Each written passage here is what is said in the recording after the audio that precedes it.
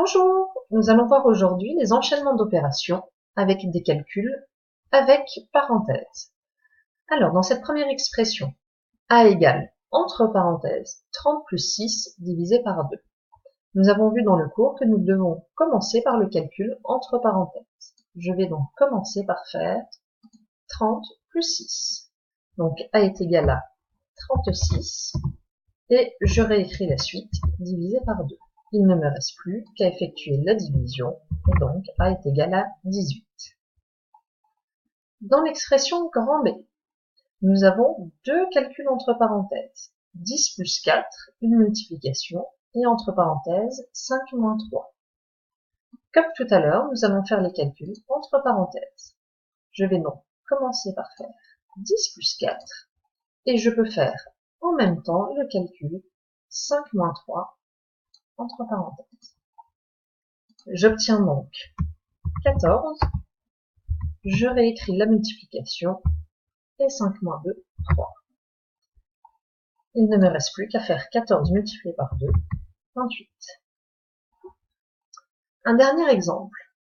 Dans cet exemple, je vois que j'ai des parenthèses à l'intérieur d'une grande parenthèse.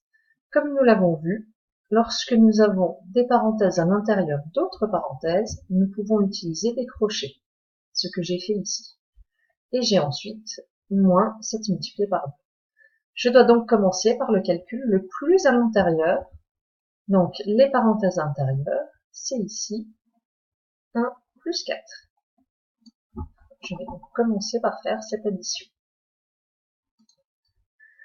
Comme je vais supprimer les parenthèses du calcul 1 plus 4, je n'ai plus besoin de mettre des crochets, mais les parenthèses suffisent.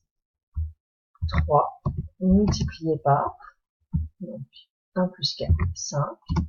Je referme la parenthèse et je réécris le calcul suivant, 7 multiplié par 2.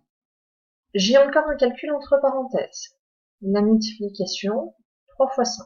Je fais ce calcul entre parenthèses.